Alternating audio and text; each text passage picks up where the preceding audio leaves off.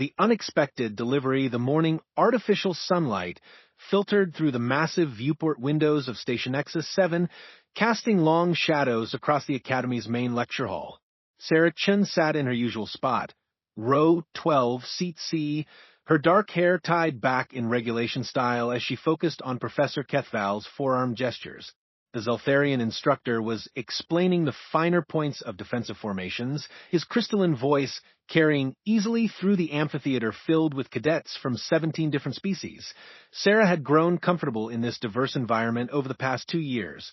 The Academy prided itself on being the galaxy's premier training ground for future military leaders, where the brightest minds from across the Galactic Federation learned to work together. She glanced around at her classmates, the towering rock-like granites in the back rows, their massive forms requiring specially reinforced seating, the graceful, bird-like aviarians perched delicately on their curved seats, and the multiple-eyed omniscients scattered throughout, their optical organs tracking every movement in the room simultaneously. Professor Kethval paused mid-sentence as his auxiliary arms gestured toward a holographic display showing fleet movements. Now, consider this scenario, he said, his translator rendering his words into perfect galactic standard. Your enemy has superior numbers, but inferior positioning. How do you? The lecture hall's main doors exploded inward with a thunderous crash that sent several aviarians shrieking into flight. The sound reverberated through the chamber like a sonic boom, causing the sensitive hearing organs of multiple species to flatten against their heads in protective response. Emergency lighting activated automatically, bathing everything in pulsing red as the station's AI began its threat assessment protocols. High Admiral Vexthon filled the doorway like a living mountain of scales and military authority. The Saurian's reptilian features were set in an expression that could have frozen plasma, his golden eyes scanning the lecture hall with predatory intensity.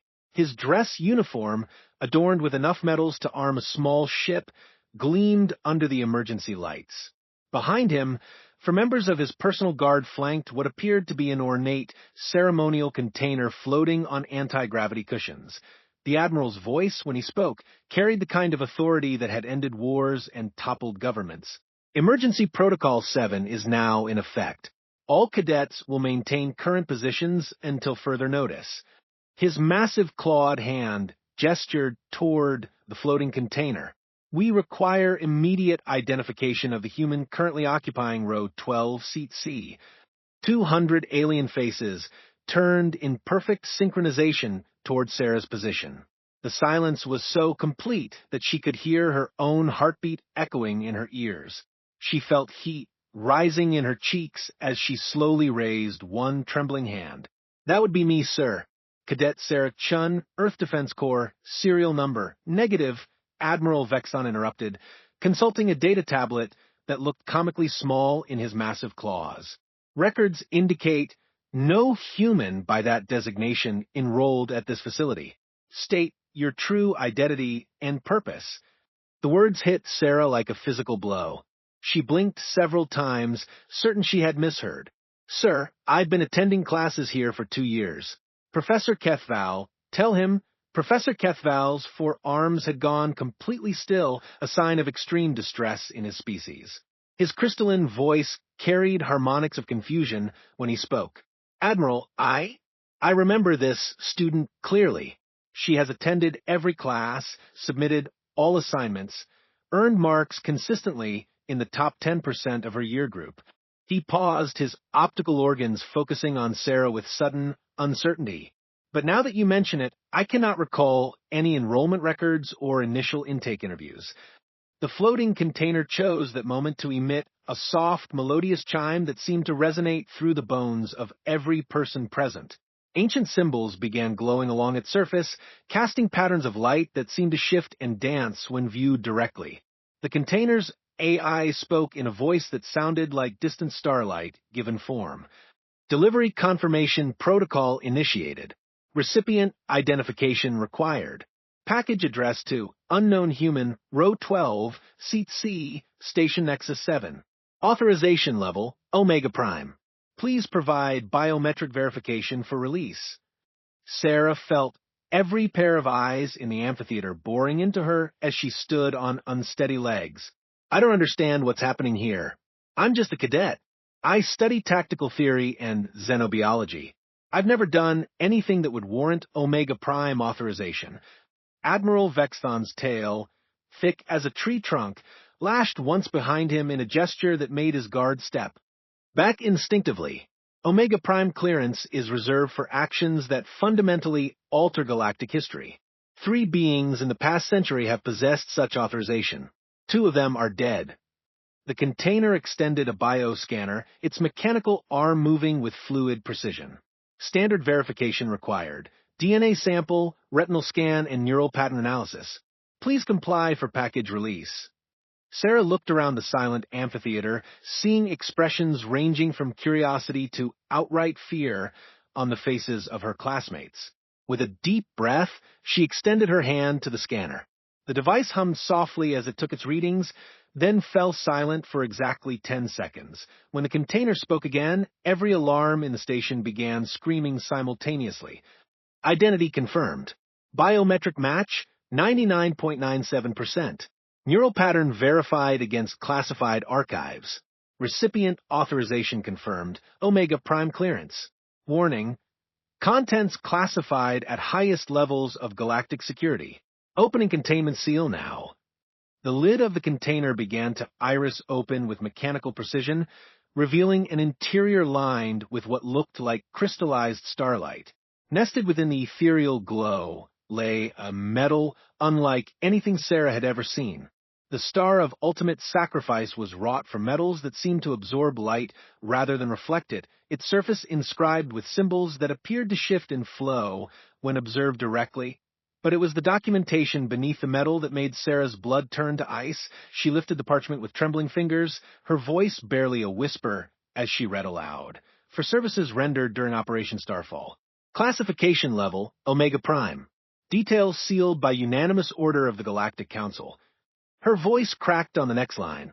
Awarded posthumously to Commander Sarah Chun, Earth Defense Corps, for actions resulting in the preservation of galactic civilization. The parchment slipped from her nerveless fingers, fluttering to the floor like a dying bird. Posthumously, she repeated, the word tasting like ashes in her mouth. It says I'm dead. Admiral Vexthon stepped forward, his weapon appearing in his hand as if by magic. Who are you? He demanded, his voice carrying the deadly promise of someone who had personally ended Small Wars. What are you? Before Sarah could respond, her vision exploded into fragments of memory that couldn't possibly belong to her. She saw herself standing on the bridge of a massive starship, flames reflected in her eyes as she barked orders to a crew of humans she didn't recognize. She felt the weight of command decisions that had never been hers to make, heard the screams of dying worlds that she had never visited, experienced the crushing responsibility of choices that had supposedly saved billions of lives. I remember. She gasped, clutching her head as more impossible memories flooded through her consciousness. There was a war. Something came from between the galaxies. The Void Hunters. They were going to consume everything, everyone. But that's impossible. There's no record of any such conflict. Professor Kethval's forearms began moving in agitation patterns that indicated severe psychological distress. Sarah, there has been no galactic conflict in over 3 centuries. The Pax Galactica has maintained peace across all inhabited systems since before your species achieved faster-than-light travel. The station's communications system activated with an urgent priority chime. Attention, all personnel. This is Station Command. Multiple fleet formations are approaching our position. Saurian Hegemony, Zeltharian Republic, Granite Collective, and Aviarian Federation vessels are requesting immediate clarification regarding the Omega Prime security alert. All personnel are to remain at current stations until further notice. Sarah looked down at the metal in its crystalline nest, then up at the faces surrounding her. Aliens who had been her friends and classmates for 2 years now regarded her with expressions ranging from confusion to barely controlled fear. The weight of their stares was crushing, but nothing compared to the growing certainty in her mind that everything she thought she knew about herself was a carefully constructed lie. Admiral, she said, her voice gaining strength despite the chaos in her thoughts, I need answers. If I'm supposed to be dead, if I supposedly saved galactic civilization in a war that never happened, then someone has been lying, either to me or to everyone else.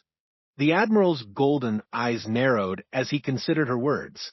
Around them, the station's defensive systems could be heard powering up, responding to the approaching fleets. The situation was escalating beyond a simple case of mistaken identity or bureaucratic error. Professor Kethval, Admiral Vexton commanded without taking his eyes off Sarah, initiate emergency session protocols. Contact the Academy's senior staff and the Galactic Council's emergency committee. We have a situation that may require the highest levels of intervention.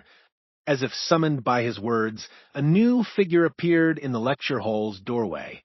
Dr. Zara Okafor moved with the purposeful stride of someone accustomed to crises, her Earth Defense Corps uniform bearing the insignia of a senior xenopsychologist.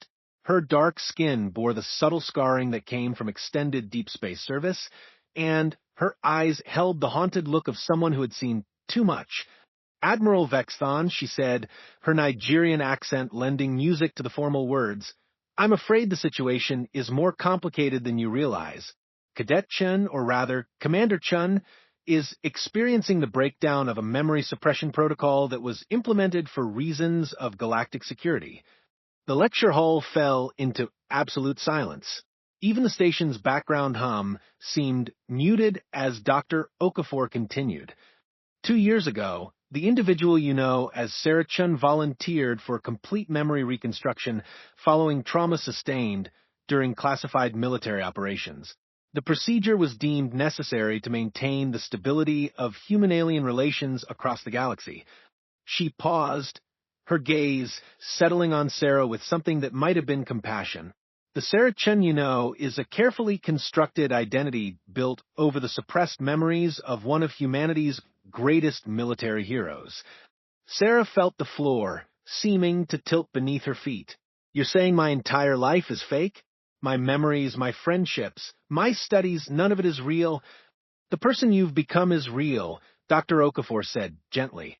But yes, your memories prior to 2 years ago have been replaced with fabricated experiences designed to give you a peaceful life while protecting galactic security.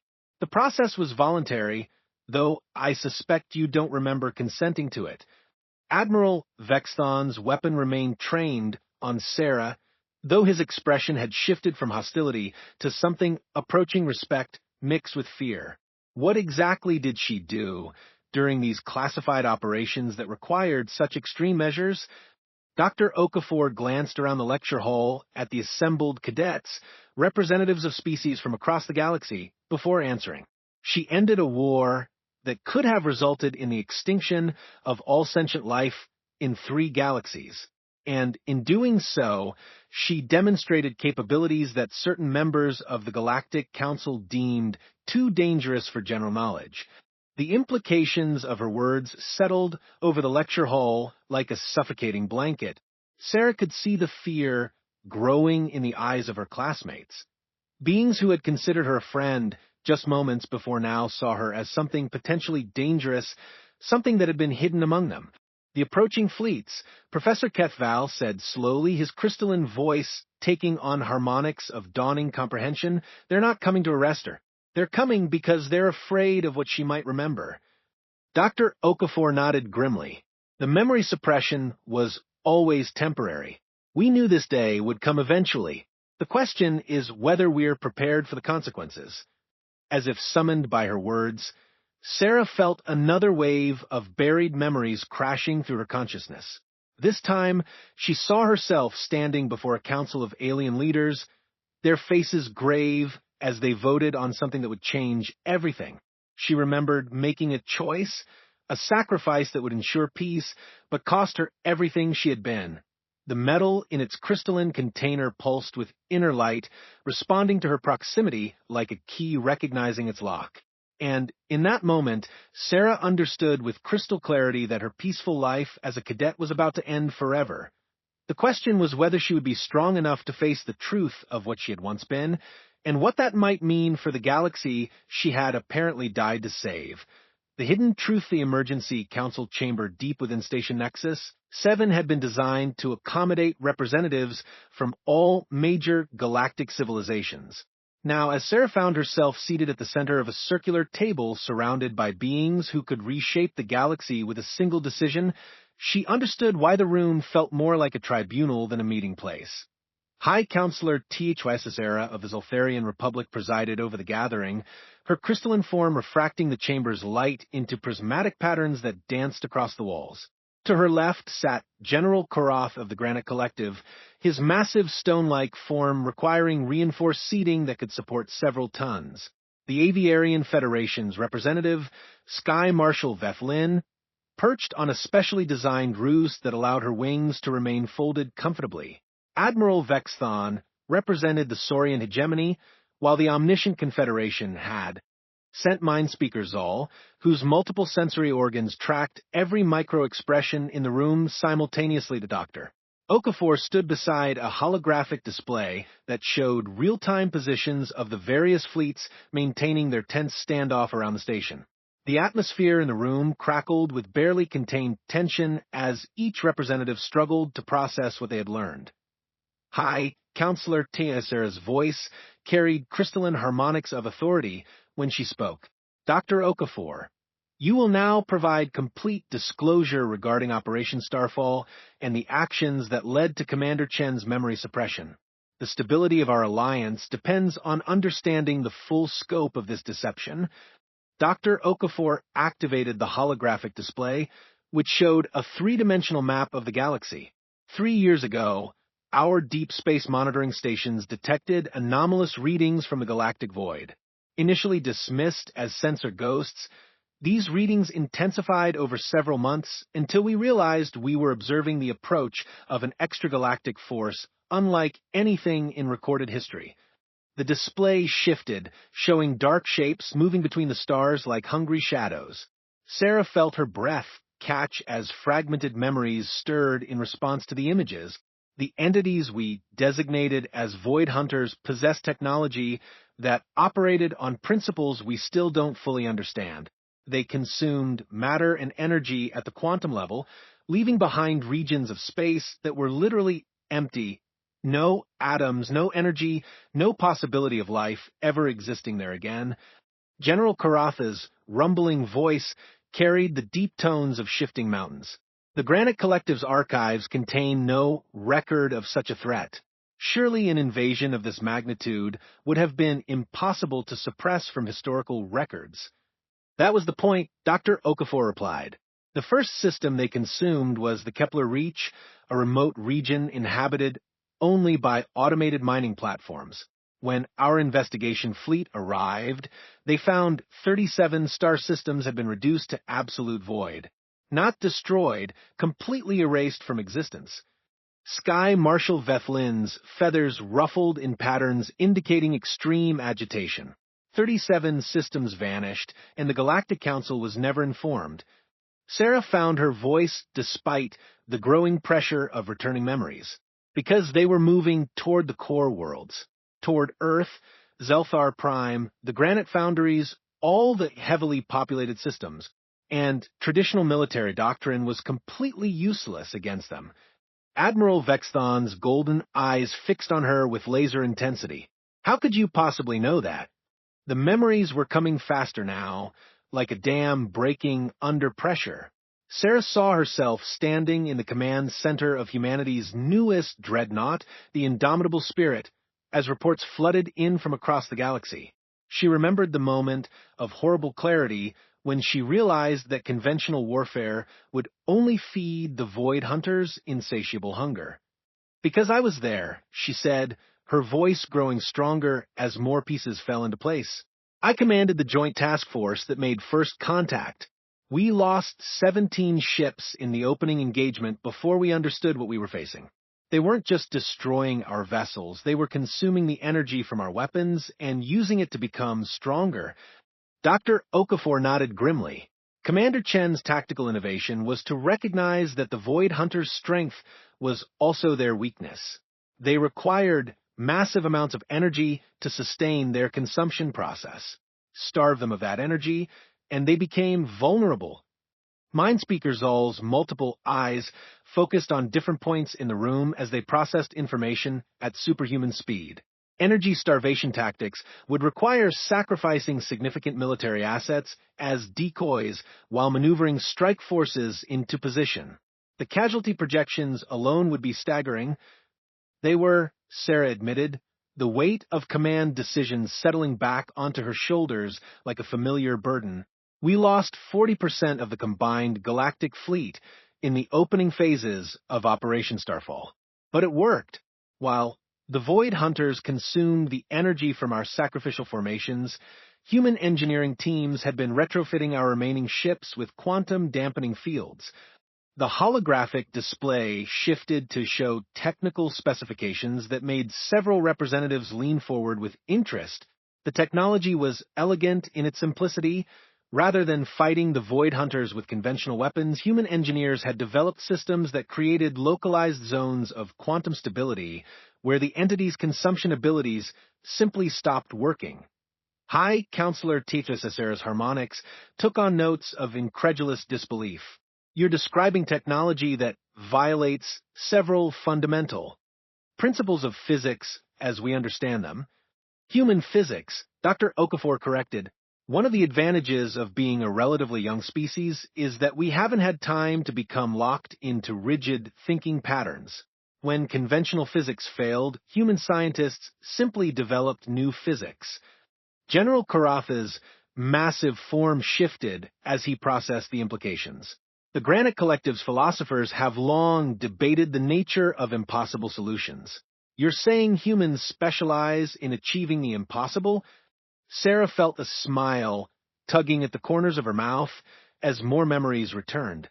We specialize in refusing to accept that anything is truly impossible.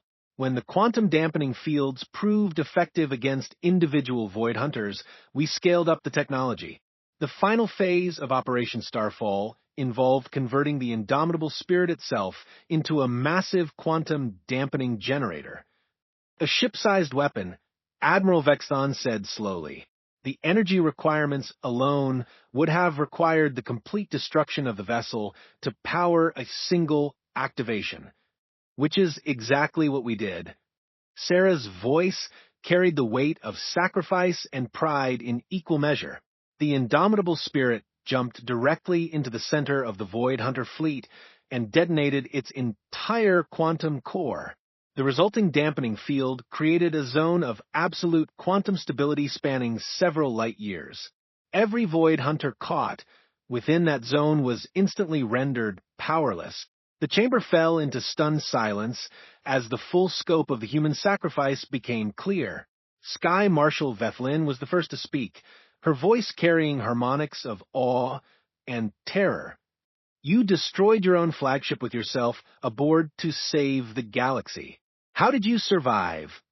Dr. Okafor stepped forward to answer. She didn't. Not technically. Commander Chin died in the quantum detonation along with her crew. But human technology had one final surprise.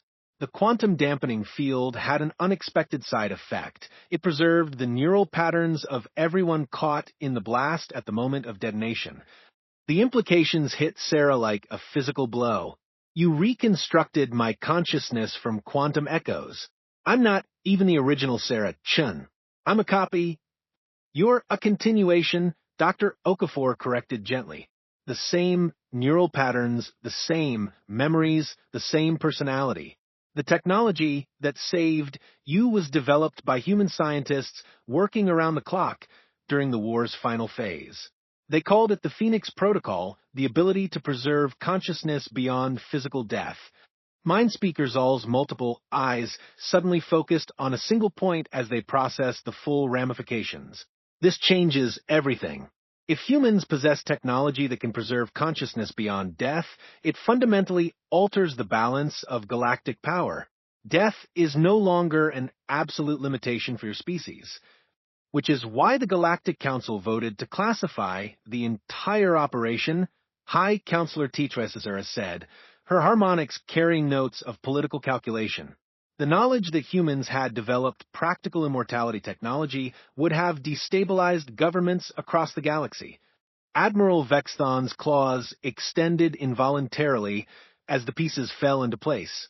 You didn't just suppress the records of the war, you suppressed the knowledge that human technology had advanced beyond anything the rest of the galaxy could produce. You were afraid. We were terrified, the High Counselor admitted with crystalline honesty. In the span of 3 years, humans had gone from being junior members of the galactic community to possessing technology that could preserve consciousness, manipulate quantum physics, and develop tactics that our greatest military minds couldn't comprehend. The Phoenix Protocol alone represented an advancement that other species might not achieve for millennia. Sarah stood up from her chair, fragments of memory, now flowing together into a coherent picture.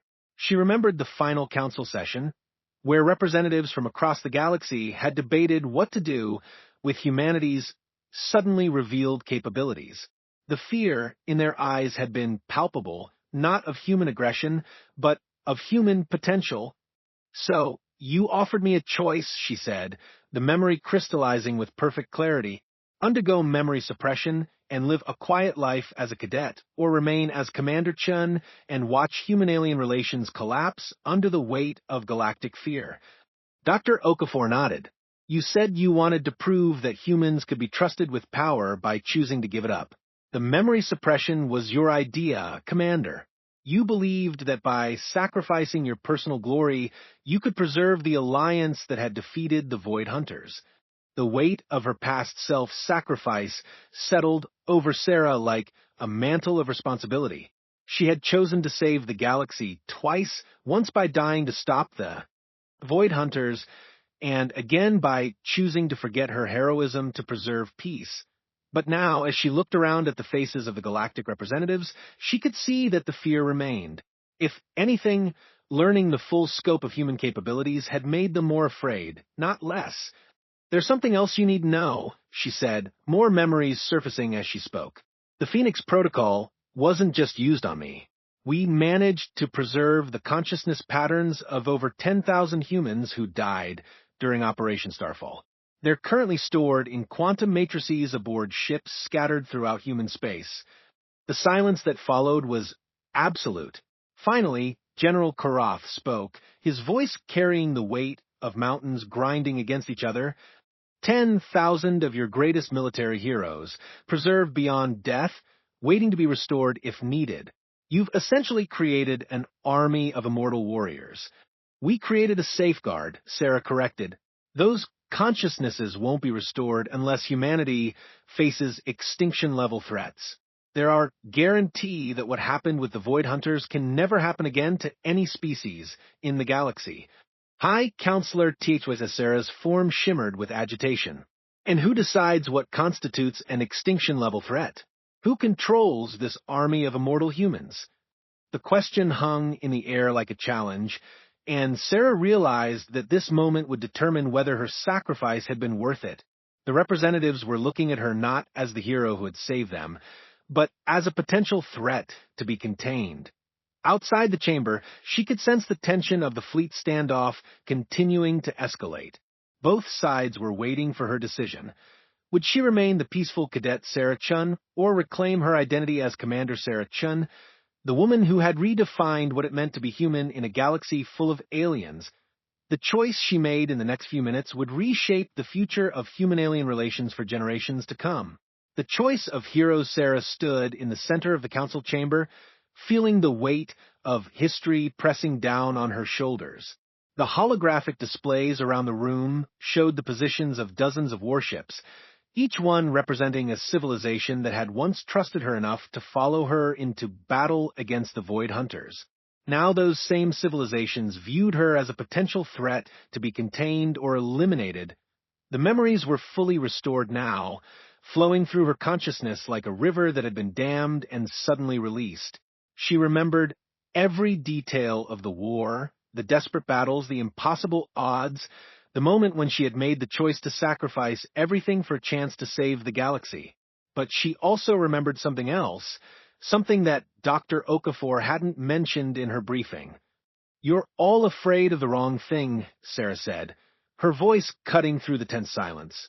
You're so focused on human military technology that you've forgotten what actually won the war. Admiral Vexton's golden eyes narrowed. Elaborate. Sarah moved to the holographic display, gesturing to bring up tactical records from Operation Starfall. The images showed human ships moving in patterns that defied conventional military doctrine, adapting and improvising in real time as battles unfolded. Look at these formations. Study these engagement patterns. What do you see? Mindspeaker Zoll's multiple eyes focused on different aspects of the tactical display. Chaotic movement patterns, illogical resource allocation, unit commanders making independent decisions without central coordination. Exactly, Sarah said with a smile that carried both pride and sadness. While your species developed military doctrine based on order, hierarchy, and predictable responses, humans learned to fight with chaos. We won because we were unpredictable, not because our technology was superior. High Counselor THSS Sarah's crystalline form shifted as she processed this information. You're saying human tactical innovation was more important than technological advancement? I'm saying human thinking was fundamentally different. When faced with an enemy that consumed energy, every other species tried to develop better weapons. Humans asked a different question. What if we stopped feeding it energy altogether? Sarah manipulated the display to show the development of quantum dampening technology. This wasn't just an engineering breakthrough. It was a complete reimagining of how to solve an impossible problem. Dr. Okafor stepped forward, her expression thoughtful. Commander, what are you proposing? Sarah turned to face the assembled representatives, her decision crystallizing as she spoke. I'm proposing that we've been approaching this entire situation wrong. You're afraid that humans will use our capabilities to dominate the galaxy. But what if instead of hiding our abilities, we shared them? The suggestion sent ripples of shock through the chamber. General Karatha's massive form rumbled with the sound of shifting stone. Share immortality technology with all species? The social implications alone would be catastrophic. Not immortality, Sarah corrected. Adaptability, the ability to think beyond conventional limitations, the willingness to consider impossible solutions. She gestured to the tactical displays, still showing human combat formations. These patterns aren't secret military doctrine. They're examples of human creativity under pressure. They can be taught. Sky Marshal Vethlin's feathers ruffled with agitation. You're suggesting joint military training programs? Integration of human tactical thinking with alien strategic doctrine? I'm suggesting something more radical than that. Sarah's voice carried the authority of someone who had once commanded fleets and made decisions that affected billions of lives. I'm suggesting we transform the entire concept of galactic defense. Instead of maintaining separate military forces that compete for resources and influence, we create truly integrated combat units where each species contributes their strengths to collective security. The chamber erupted in a cacophony of alien voices, translators struggling to keep pace with overlapping objections and questions. Admiral Vexton's tail lashed once, demanding attention. The logistics alone would be nightmare. Command structure, communication protocols, resource allocation, the bureaucratic complexity would be staggering. Which is exactly why it would work, Sarah replied with the confidence of someone who had turned impossible odds into victory. Bureaucratic complexity is predictable. It follows patterns that can be analyzed and countered. But true integration of different thinking patterns creates a form of organized chaos that's nearly impossible for enemies to predict or counter. Mindspeaker Zoll's multiple eyes suddenly focused on Sarah with intense concentration. You're describing tactical synthesis rather than tactical dominance. Human adaptability, enhanced by Zeltharian precision, granite durability, aviarian mobility, saurian aggression, and omniscient analysis. Now you're beginning to understand, Sarah said. The Void Hunters were defeated not just by human innovation, but by what humans could accomplish when we worked with alien technology and alien perspectives. The quantum dampening fields were built using Zeltharian crystal matrices. The ship modifications were only possible because of granite metallurgy. The final assault required aviary and navigation systems operating at precision levels that human pilots couldn't achieve alone. Dr. Okafor moved to another display, showing detailed records from the war's final phases. The commander is correct. Operation Starfall succeeded because it represented the first true synthesis of human and alien capabilities. Every major breakthrough required contributions from multiple species. High Counselor Tikazura's harmonics took on notes of cautious interest. You're proposing institutionalizing this synthesis, creating permanent multi-species military units trained in combined tactical doctrine. I'm proposing more than military cooperation, Sarah said, her vision expanding as she spoke. The same principles that won the war could revolutionize every aspect of galactic civilization. Scientific research enhanced by multi-species perspectives. Engineering projects that combine different approaches to problem-solving. Exploration initiatives that benefit from diverse forms of intelligence and perception. The implications began to sink in as each representative considered what such integration might mean for their own civilizations. General Korath was the first to voice the obvious concern. This level of integration would require unprecedented trust between species. Historical precedent suggests such cooperation is temporary at best. Historical precedent also suggested the Void Hunters were impossible to defeat, Sarah countered. But we succeeded by refusing to be limited by precedent. We succeeded by choosing to trust each other when the stakes were high enough. Admiral Vexthon's claws extended as he processed the political ramifications. You're asking us to restructure fundamental aspects of how our civilizations interact. The resistance from traditionalist factions alone would be enormous. I'm asking you to choose between fear and possibility, Sarah said simply. You can continue to be afraid of human capabilities and try to contain them through secrecy and suppression. Or you can embrace those capabilities as part of a larger vision of what galactic civilization could become. The chamber fell silent as each representative contemplated the choice before them. The holographic displays continued to show the standoff between fleets outside, a visible reminder of what failure to reach an agreement might mean. Sky Marshal Vethlin was the first to speak, her voice carrying harmonics of cautious hope. If we were to consider such integration, where would it begin? The scale of what you're proposing would require years to implement. Sarah gestured toward the viewport where Station Nexus 7's corridors could be seen filled with cadets from dozens of species. It begins here. The Academy already brings together the best minds from across the galaxy. Instead of training them in separate tactical traditions, we teach integrated doctrine from the beginning. We create a generation of officers who think in terms of synthesis rather than dominance. Dr. Okafor stepped forward with enthusiasm evident in her expression. The Phoenix Protocol could be adapted to preserve not just human consciousness, but the mental patterns of exceptional individuals from all species. Not for military purposes, but for educational ones. Imagine being able to learn directly from the greatest thinkers and innovators in galactic history.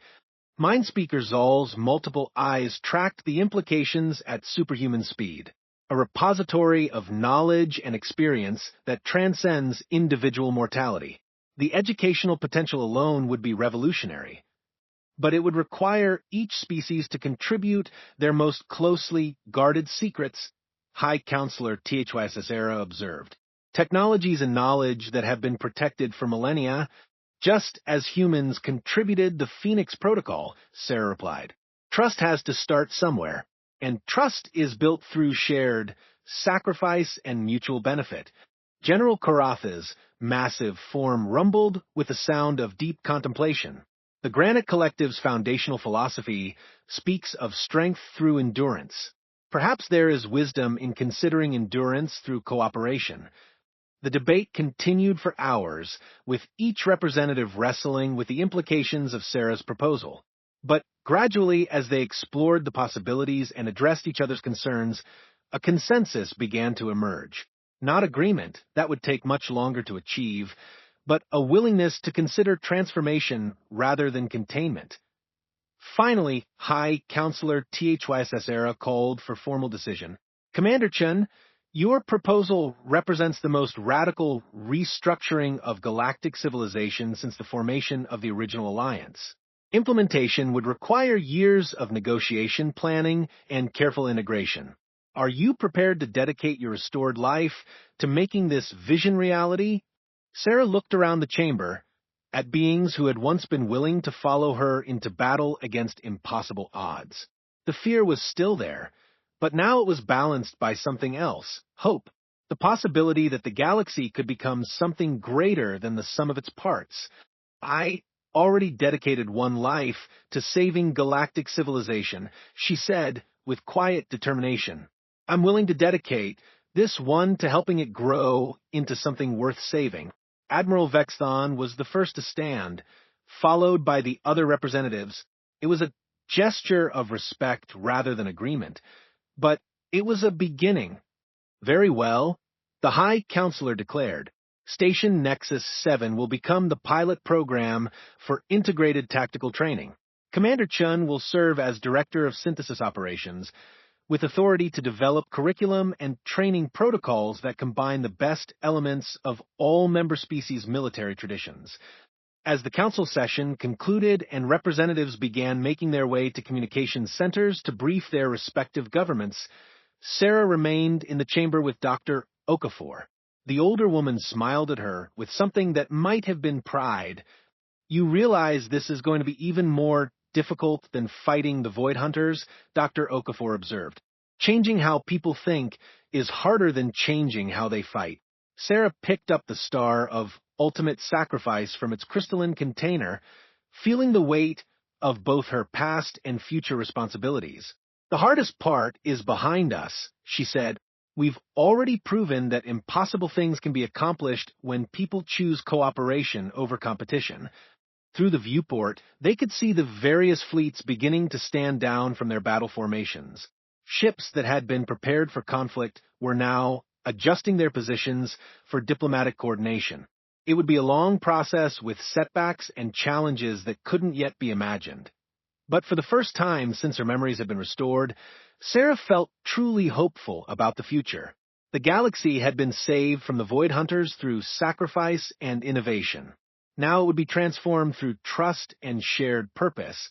The hero who had died to save civilization was about to begin the even more challenging work of helping that civilization become worthy of salvation. And this time, she wouldn't be facing the impossible. Alone, she would have the combined wisdom and strength of every species in the galaxy supporting her efforts. The future stretched ahead like an uncharted star system, full of unknown challenges and unlimited possibilities. Sarah smiled as she pinned the medal to her uniform, finally understanding that true heroism wasn't about individual glory, but about inspiring others to become the best versions of themselves. The class had been interrupted by a medal delivery, but what emerged from that interruption was something far more valuable than recognition for past achievements. It was the foundation for a future where the impossible became routine, and where the strength of unity could overcome any challenge the universe might present.